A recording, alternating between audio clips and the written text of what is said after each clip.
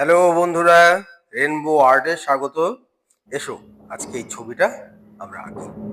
এটা কুড়ে ঘর, পিছনে বিশাল পাহাড়, বেশ কিছুটা দূরে, আর ঘর আর পাহাড়ের মাঝে ঘাস জমি, পাহাড়ের পাদদেশে গাছের জঙ্গল, আর এদিকে ঘরের পাশ দিয়ে বয়ে চলেছে নদী। আকাশটা আমি ভিজিয়ে না ভিজিয়েই করছি। হ্যাঁ, কোবাল্ট ব্লু দিয়ে করছি, আর পরে সামান্য ক্রিমসন লেক দিয়ে দিচ্ছি। এবার ক্রোমিয়েলো বা গ্যাম্বোজিউ, এখানে যে গাছটা, এই গাছটার ফার্স্ট লেয়ার। ওয়াটার কালার বা জল রং এক চান্সে করতে যাবে না, একসাথে কোনো সময় ডিপ রং ব্যবহার করবে না। ফার্স্ট লেয়ার সবসময় খুব হালকা করে করবে। সবসময় যে রং ভরে দিতে হবে, গাঢ় করতে হবে, এমন কথা নয়। আর জল রঙের ওপেক ধারা তো হালকা থেকে শুরু করতেই হবে। দেখো, পাহাড়টাও আমি কোবাল্ট ব্লু দিয়েই খুব হালকা করে দিলাম। একেবারে সহজ সরল কিন্তু স্কেচটা কি আছে, মাঝখান থেকে একবারে বাঁদিক থেকে ডান দিকে একটা রেখা, আর সেই রেখার উপর থেকে পাহাড়ের রেখাটা বাঁদিকে উঁচু, ডান দিকে নিচু হয়ে নেমে গিয়েছে। নিচে নদীটাও ঠিক পাহাড়ের বিপরীত, যেমন আয়না ধরলে যেমন হবে ঠিক তেমন। নিচটাও বাঁদিক বেশি নিচে নামবে, তারপরে ডান দিকটা আস্তে উঁচু হতে হতে চলে যাবে, তারপরে একটা পাড়ে কুড়ে ঘর। দেখো, এখানে জঙ্গলের ফার্স্ট লেয়ারও দিচ্ছি আমি গ্যাম্বোজিউ দিয়ে হালকা করে। যত দূরে যাচ্ছে, দেখো দূরে যাচ্ছে, ছোট হয়ে যাচ্ছে এবং অস্পষ্ট হয়ে যাবে। কাছের জিনিস সেটা হবে স্পষ্ট, আর দূরের অস্পষ্ট, ছোট, সরু। এবার ঘাস জমিটাও, ছোট ঘাস জমি, সেটা গ্যাম্বোজিউ দিয়ে বেশি করে জল ব্যবহার করতে হবে। দূর থেকে কাছের দিকে টেনে নিচ্ছি, কারণ রংটা যেদিকে আমি টানবো সেদিকে চলে আসবে, এটা কিন্তু মনে রাখতে হবে। এবার বার্ন সিনা এবং তার সাথে স্কারলেট কিং সামান্য একটু মিশিয়ে নিয়েছি। কাছ এবং দূর, এটা সবসময় মনে রেখে কাজ করছি, এটা তোমরা সবসময় মনে রাখবে। আর একটু গাঢ় করে দিলাম ওই একই রংটা, অর্থাৎ বার্ন সিনা এবং স্কারলেট কিং ভেজা অবস্থাতেই, যাতে জল দ্বারা রংটা ব্লেন্ড হয়ে যায়। এবার নিচে আরো ডিপ ব্যবহার করছি, ওই রংটার সাথে ব্লু মিশিয়ে দিয়েছি। ব্লু, একটু স্যাপ গ্রিন, এগুলো তোমরা মিশিয়ে দিতে পারো। খুব সিম্পল দৃশ্য, বিশেষ করে যারা নতুন তাদের জন্য সুবিধাজনক।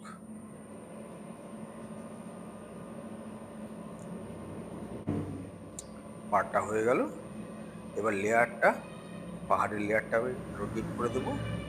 এবার সে আগের যে কোবাল্ট ব্লু, তার সাথে আমি একটু মিশিয়ে নিয়েছি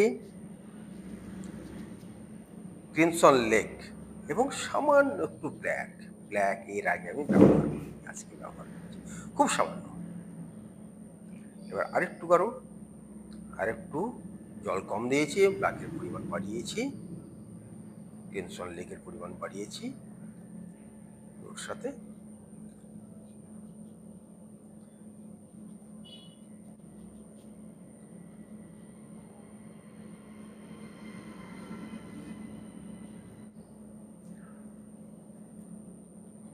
রং এবং জল থেকে ঠিক মতো ব্যবহার করতে হবে। এবার এই দূরের যে জঙ্গল, যেখানে আমি গ্যাম্বোজিউ দিয়ে রেখেছিলাম, সেখানে স্যাপ গ্রিন ব্যবহার করছি হালকা করে।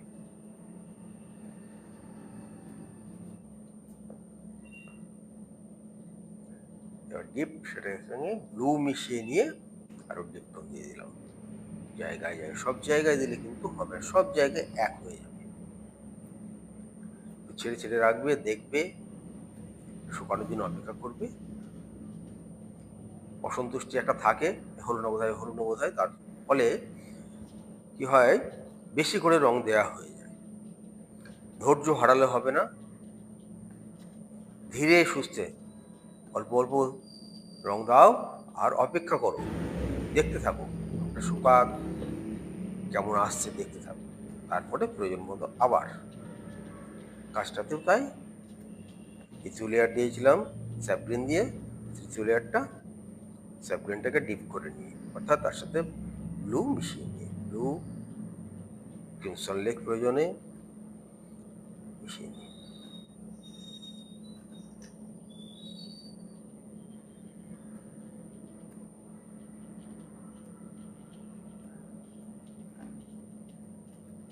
যদি সমস্ত কিছুকে ডিটেলিং করতে চাও তাহলে শুকনো অবস্থায় করবে, আর কিছুটা ব্লেন্ড করতে যদি চাও তাহলে হালকা ভেজা অবস্থায় করবে। আর পুরো ব্লেন্ড করতে হলে তো পুরো ভেজা অবস্থায় করতে হবে, সেক্ষেত্রে কি হয়, রং ঝুলে যাওয়ার ভয় থাকে। ঘরের চাল, এখানে আমি ক্রিমসন লেক এবং কোবাল্ট ব্লুর খুব হালকা একটা আস্তরণ দিলাম, তাও ফাঁকা রেখে এবার ক্রিমসন লেক এবং স্কারলেট মিশিয়ে নিয়ে সেভাবেই অল্প অল্প করে দিয়ে যাচ্ছি। কিভাবে দেখো, এটা কিন্তু ব্লেন্ড হবে অনেকটা। দেখো, প্রথম রংটা দেওয়ার পর ভেজা অবস্থাতে দ্বিতীয় রংটা আমি দিলাম। পুরনো জরাজীর্ণ ঘর, চালটা ভেঙে পড়েছে, সেই রূপ দেবো। ভেঙে পড়ছে, জরাজীর্ণ হয়ে আছে, মানুষ বাস করে না, তাই ঘাসে ছেয়ে গেছে, উঠোন বলে কিছু নাই, তাই ডিপ রং নিয়ে নিয়েছি, ক্রিমসন লেক, কোবাল্ট ব্লু, আর তার সাথে ব্ল্যাক মিশিয়ে হালকা চালের ছায়া এবং গাছটা, যে গাছটা আছে পাশে, তার ছায়া গিয়ে পড়ছে দেওয়ালে, এবং চালেও সেটা দিয়েছি ভাঙাচোরা অংশ দেখানোর জন্য, চালের যে গর্ত সেগুলো দেখানোর জন্য, যেহেতু করার জন্য। দরজা এটা করলাম আমি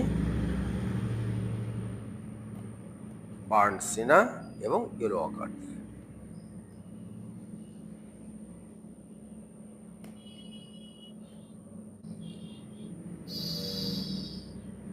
স্যারোটা ফেলতে হবে বেশি করে। কি দিতে হবে তোমরা জানো, একটু আগেই বললাম, ক্রিমসন লেক, কোবাল্ট ব্লু।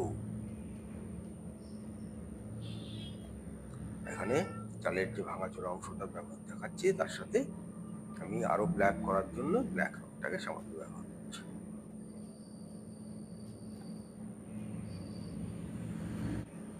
এই প্রথম এখানে আমি ব্ল্যাক রং ব্যবহার করলাম। যতগুলো চিত্র এঁকেছি, ছেড়েছি, তার মধ্যে প্রথম। সব রং ব্যবহার করা যায় প্রয়োজন মতো, তবে ব্ল্যাকের সাথে পিওর ব্ল্যাক না দেওয়াই ভালো, ব্ল্যাকের সাথে অন্যান্য রঙের মিশ্রণ ঘটিয়ে এটাকে ব্যবহার করতে হবে। বিশেষ করে ব্ল্যাক যখন প্রয়োজন হবে তখন ব্লু অবশ্যই মিশিয়ে নেবে, নাহলে কিন্তু ব্ল্যাকের উজ্জ্বলতা আসবে না।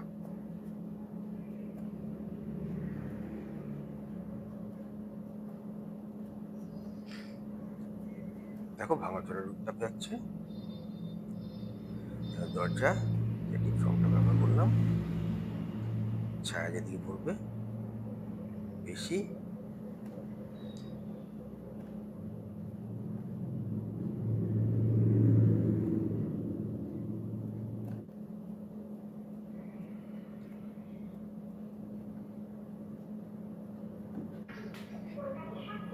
এবার গাছের কাণ্ড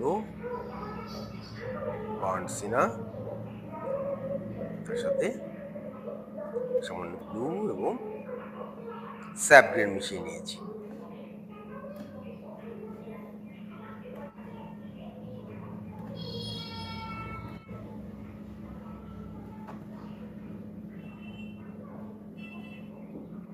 ডালপালা। দেখো আজকের দৃশ্য খুব সহজে হয়ে যাচ্ছে, খুব সিম্পল এবং দেখতেও ভালো। একটা প্রাকৃতিক দৃশ্য, প্রকৃতির মাঝে একটা কুটির, পরিত্যক্ত, গাছের ছায়া পড়ছে দেওয়ালে, কাণ্ডের।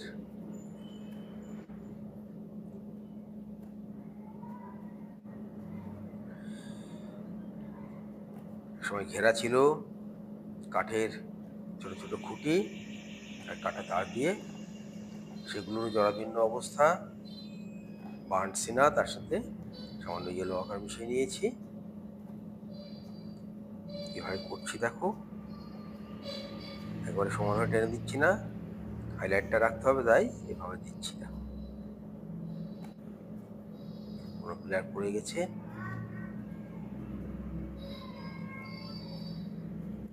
কাটা তারও ছিঁড়ে গেছে।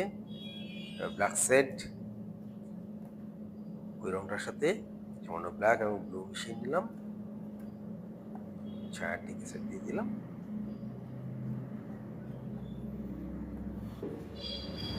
এবার কাটা তার ছিঁড়ে ছুটে গেছে, অনেক দিন ধরে পড়ে আছে, জং ধরেছে।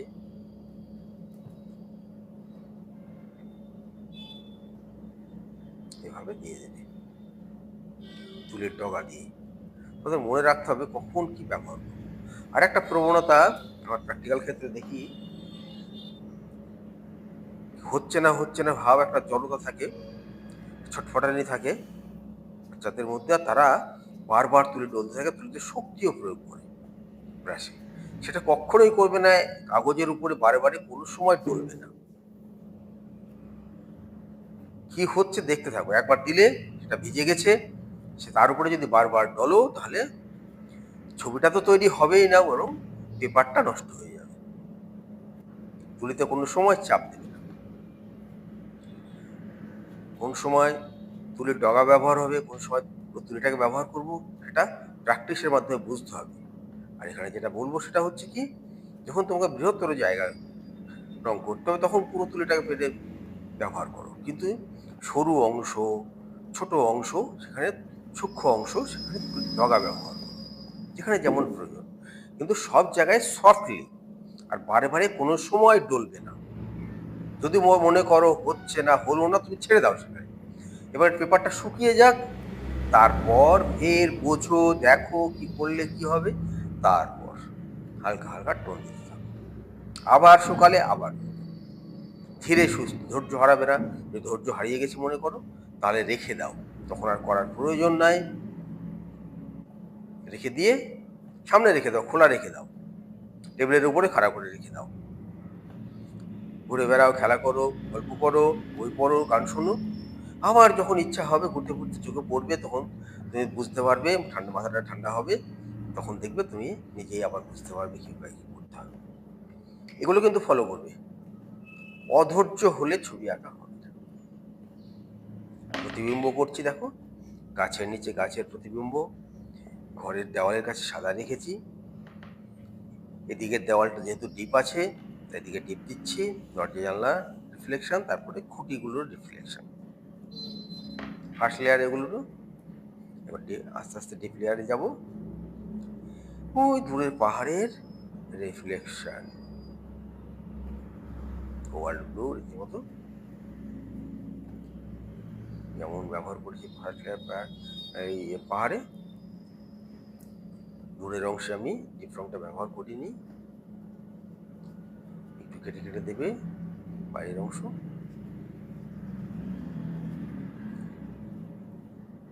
রিফ্লেকশন, প্রতিবিম্ব একটু কেটে কেটে সবসময় দেবে, কারণ জল স্থির থাকে না। এখানে পাহাড়ের কিছুটা প্রতিবিম্ব পড়বে, আকাশের প্রতিবিম্ব এখানে।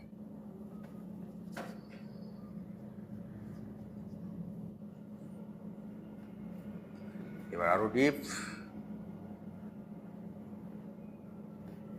দেখো কিভাবে করছি, খুব সিম্পল বিষয় এটা। কমপ্লিট হওয়ার পর যদি দেখো তাহলে একটু জটিল মনে হবে, তাই সামনে থেকে প্র্যাকটিক্যাল দেখারও খুব প্রয়োজন।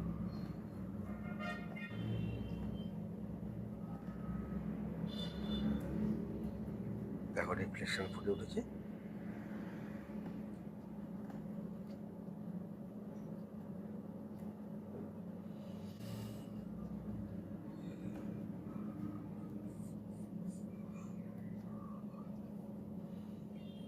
প্র্যাকটিস কিন্তু খুব গুরুত্বপূর্ণ জিনিস। আর যে ছবি তুমি আঁকবে, প্রকৃতি দেখো বা কোনো ছবি দেখো বা বাস্তবে কোনো বস্তুকে দেখো, সেটা যখন আঁকবে এটার সামনে রেখে হোক, যেভাবে হোক, বিষয়কে খুব গভীরভাবে দেখতে হবে। আর শিল্পী যে হতে চায় বা হবে বা হচ্ছে, শিল্পচর্চা অভ্যাস করছে, অঙ্কন অভ্যাস করছে, সে সমস্ত চোখের সামনে যা দেখবে, সাইকেল, গাড়ি ঘোড়া, হাঁড়ি কলসি বালতি, মানুষজন, গাছপালা, আকাশ, সমস্ত কিছুকে আলাদাভাবে নিরীক্ষণ করবে। যে ভালো দেখে সে ভালো আঁকে, এটা মনে রাখতে হবে। আমি যদি গভীরভাবে না দেখি আমি কিন্তু আঁকতে পারি না, এটা মনে রাখতে হবে। প্রায় হয়ে এসেছে। বন্ধুরা, কেমন লাগলো আমাকে জানাবে, আর সাথে থাকবে।